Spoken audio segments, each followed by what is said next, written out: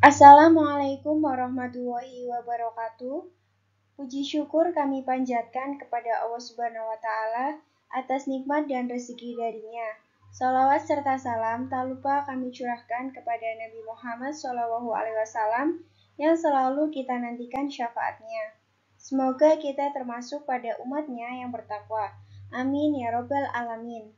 Yang terhormat Bapak Ahmad Hidayatullah, SSOS, IM-SOS, selaku dosen pengampu mata kuliah Komunikasi Publik dan Politik, serta teman-teman yang saya cintai dan saya banggakan.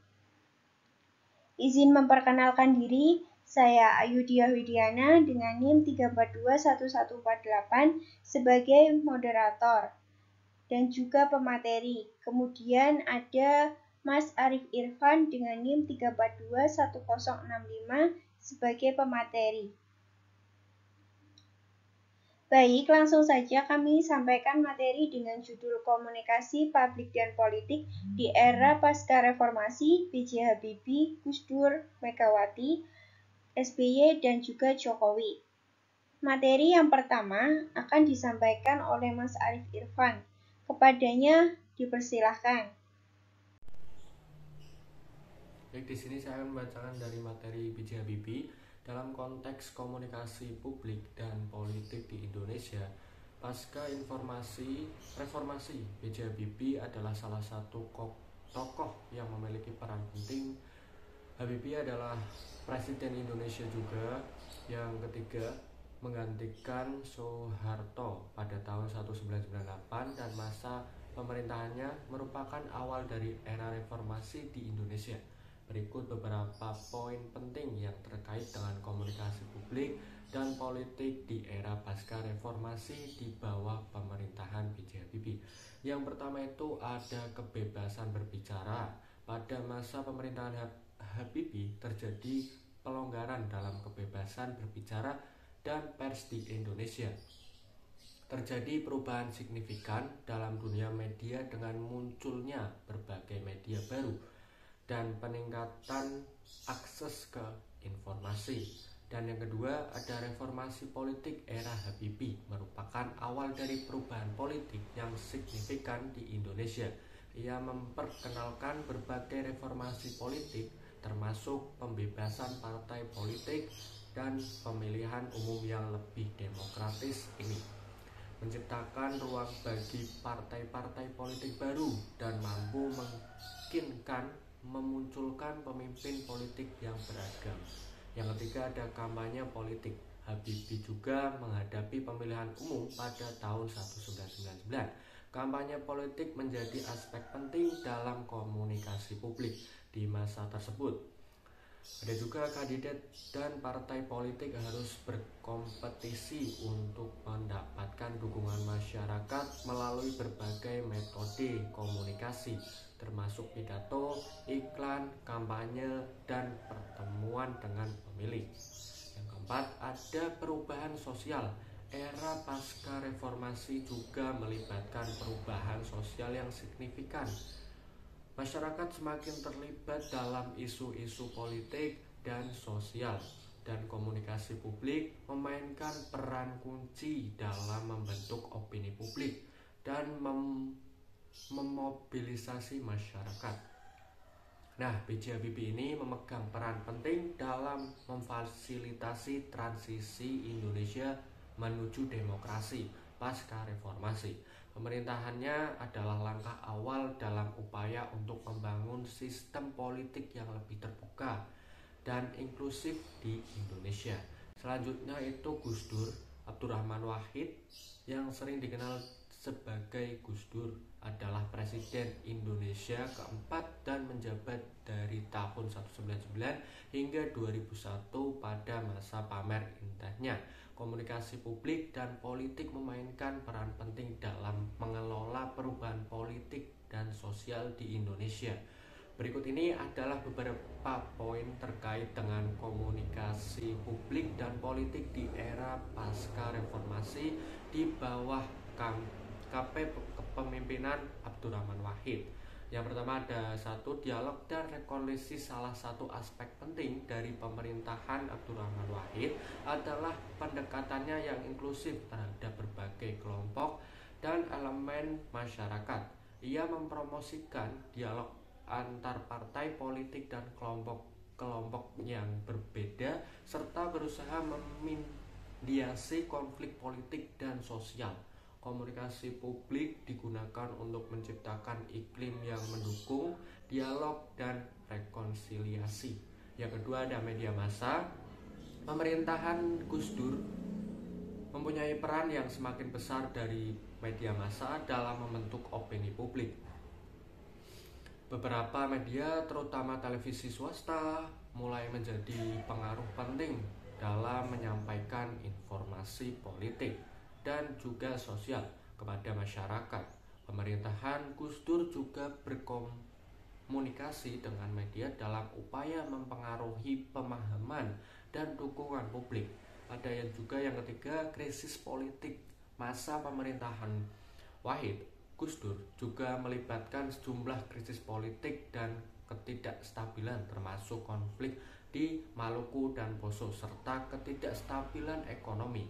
Komunikasi publik adalah alat yang penting dalam menjalankan langkah-langkah pemerintahan dalam mengatasi krisis-krisis ini dan mengenangkan dukungan masyarakat. Yang keempat, keterbukaan dan kritik. Gus Dur mendorong keterbukaan dan kritik terhadap pemerintahannya yang menciptakan ruang bagi berbagai pendapat dan pandangan politik. Ini menciptakan tantangan dan peluang dalam komunikasi publik karena pemerintah harus mengatasi kritik dan menjelaskan tindakan-tindakan kebijakan mereka kepada masyarakat. Nah, meskipun pemerintahan Gus Dur ini sebagai presiden di Indonesia hanya berlangsung singkat, dampaknya itu dalam mempromosikan nilai-nilai pluralisme, toleransi, dan demokrasi terus dirasakan dalam perkembangan politik dan komunikasi publik di Indonesia. Gus Dur sendiri adalah salah satu tokoh yang berperan dalam membentuk karakter politik Indonesia pasca reformasi. Nah, segitu saja yang bisa saya sampaikan. Selebihnya mohon maaf dan terima kasih. Saya kembalikan ke moderator. Terima kasih kepada Mas Arif Irfan yang sudah menyampaikan materinya. Materi selanjutnya yaitu di era kepemimpinannya Ibu Megawati Soekarnoputri. Setelah Presiden Abdurrahman Wahid atau Gus Dur diberhentikan oleh MPR RI pada tahun 2001, Megawati yang saat itu menjabat sebagai wakil Gus Dur otomatis menggantikan posisi Gus Dur sebagai presiden. Megawati Soekarnoputri dilantik menjadi presiden pada 23 Juli 2001 bersama wakilnya Hamzahas. Sistem politik di era pemerintahan Megawati ditandai dengan diberlakukannya sistem multipartai. Sistem multipartai muncul akibat adanya dorongan dari presiden waktu itu, yakni B.J. Habibie, dalam rangka mencegah kembalinya sistem kekuasaan otoriter dan juga menciptakan kebebasan berpolitik. Kemudian muncullah Undang-Undang Nomor 2 Tahun 1999 tentang partai politik. Di era pemerintahan Ibu Mega ada beberapa poin yang bisa kita perhatikan, seperti yang pertama mengenai utang negara. Presiden Megawati termasuk presiden yang mampu mengembalikan atau mengendalikan utang negara. Terbukti pada tahun 2003, Megawati mampu membayar utang negara sebesar 116,3 triliun. Yang kedua, yakni adanya Undang-Undang Nomor 2 Tahun 1999 tentang partai politik. Kemudian yang ketiga ada kebebasan pers. Pada waktu itu adalah masa transisi demokrasi beralih ke Presiden Megawati. Kebebasan pers mulai dijanjikan kembali. Namun saat pers mulai kritis terhadap pemerintah, Megawati menyampaikan keluhannya mengenai pres yang selalu mengkritisi pemerintah. Selain itu, Megawati juga pernah menggugat media massa, khususnya di kasus Harian Rakyat Merdeka, akan tetapi Megawati tidak melakukan pemberedelan media massa. Masa pemerintahan selanjutnya yakni di masa Susilo Bambang Yudhoyono. Presiden Susilo Bambang Yudhoyono merupakan presiden ke-6 yang terpilih dalam Pilpres tahun 2004. Ia menjabat 2 periode di tahun 2004 sampai 2014. Di periode pertama 2004, ia didampingi oleh Yusuf Kala sebagai wakilnya. Kemudian pada periode 2, wakil SBY adalah Budiono. Komunikasi publik dan politik yang perlu diperhatikan dalam pemerintahan Susilo Bambang Yudhoyono yakni yang pertama mengenai utang negara.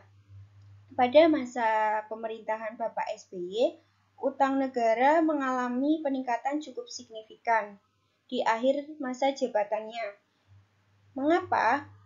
Karena SBY menghabiskan anggaran negara termasuk utang negara untuk keperluan subsidi rakyat, seperti beras, energi, dan lainnya. Kemudian mengenai kesejahteraan, SBY melakukan program untuk mensejahterakan rakyat melalui program seperti bantuan RTLH, BLT, beras raskin, dan juga BPJS. Selain itu, di pembangunannya sendiri, Presiden SBY melakukan program pembangunan hingga level desa, seperti PNPM, yakni Program Nasional Pemberdayaan Masyarakat Perkotaan dan Pedesaan dengan sasaran bantuan permodalan untuk masyarakat di tingkat desa. Yang selanjutnya yakni isu kontroversial. Terjadinya beberapa konflik seperti kriminalisasi KPK, kasus mafia pajak Gayus Tambunan, dan juga konflik perbatasan Indonesia dan Malaysia. Selanjutnya, era kepemerintahan Bapak Joko Widodo. Insinyur Haji Joko Widodo atau yang kita kenal dengan sapaan Jokowi adalah Presiden ke-7 Republik Indonesia. Jokowi lahir pada 21 Juni 1961 di Surakarta. Di tahun 2005, Jokowi mulai meniti karir di bidang politik dengan mencalonkan diri sebagai wali kota Solo. Pada pencalonan tersebut, Jokowi berhasil terpilih menjadi wali kota Solo. Sewaktu menjabat sebagai wali kota Solo, Jokowi terkenal dengan kebiasaannya yakni melakukan belusukan atau meninjau warganya. Jokowi kembali mencalonkan diri sebagai Gubernur DKI Jakarta. Jokowi kembali mendapatkan kemenangan pilkada di tahun 2012 sebagai Gubernur DKI Jakarta. Selang 2 tahun kemudian atau sekitar tahun 2014, Jokowi kembali mencalonkan diri sebagai presiden bersama dengan Yusuf Kala. Ia kembali meraih kemenangan setelah menjabat di periode 1. Jokowi kembali mencalonkan diri sebagai Presiden Indonesia bersama dengan wakilnya Kiai Haji Ma'ruf Amin. Ia kembali memenangkan Pilpres dan kembali menjabat sebagai Presiden Indonesia. Yang perlu diperhatikan dalam komunikasi publik politik di era beliau yakni yang pertama, gaya komunikasinya. Presiden Jokowi memakai gaya komunikasi dengan belusukan atau meninjau warganya. Kemudian komunikasi interpersonal dengan berbicara langsung dengan masyarakat dan juga komunikasi persuasif dengan diplomasi meja makan. Yang kedua yakni kebijakan. Di era pemerintahan beliau meluncurkan beberapa kartu seperti Kartu Indonesia Pintar, Kartu Indonesia Sehat, Kartu Keluarga Sejahtera, dan juga di bidang pertanian Jokowi mendorong untuk terjadinya reformasi agraria melalui dorongan petani mendapatkan sertifikat tanah dengan berstatus legal. Sedangkan di bidang infrastruktur, beliau memulai banyak pembangunan seperti tol dan juga pelabuhan. Terkait dengan keterbukaan dan kritik, Jokowi memerintahkan agar semua pemerintahan, baik itu pusat, daerah, institusi, maupun universitas, ataupun semua badan kementerian segera merubah menjadi pemerintahan yang terbuka. Sedangkan untuk media massanya di era kepemimpinan Pak Jokowi sangat diperlukan untuk menunjang keterbukaan dengan rakyat atas kinerja para pemimpin, baik di tingkat pusat, daerah, institusi, universitas, maupun kementerian. Sehingga dalam pelaksanaannya, media boleh digunakan untuk menyampaikan aspirasi rakyat. Namun media massa di era beliau harus bijak dalam bermedia dan tetap memperhatikan Undang-Undang ITE. Itu saja materi yang dapat kami sampaikan. Untuk kesimpulannya, yakni komunikasi publik dan politik dalam pemerintahan sangat diperlukan untuk membangun kepercayaan rakyat. Era kepemimpinan di Indonesia, masa pasca reformasi, juga memiliki komunikasi publik dan politik yang berbeda di masa kepemimpinannya. Masa reformasi di Indonesia memiliki 5 presiden, yaitu B.J. Habibie, Gus Dur, Megawati, SBY, dan juga Jokowi, yang tentunya memiliki ciri khas tersendiri dalam komunikasi publik dan politiknya. Sekian presentasi dari kami. Mohon maaf apabila ada kesalahan perkataan, baik dalam penjelasan maupun penyampaian materinya. Kami mohon maaf dan terima kasih kepada teman-teman yang sudah menyimak video ini. Wassalamualaikum warahmatullahi wabarakatuh.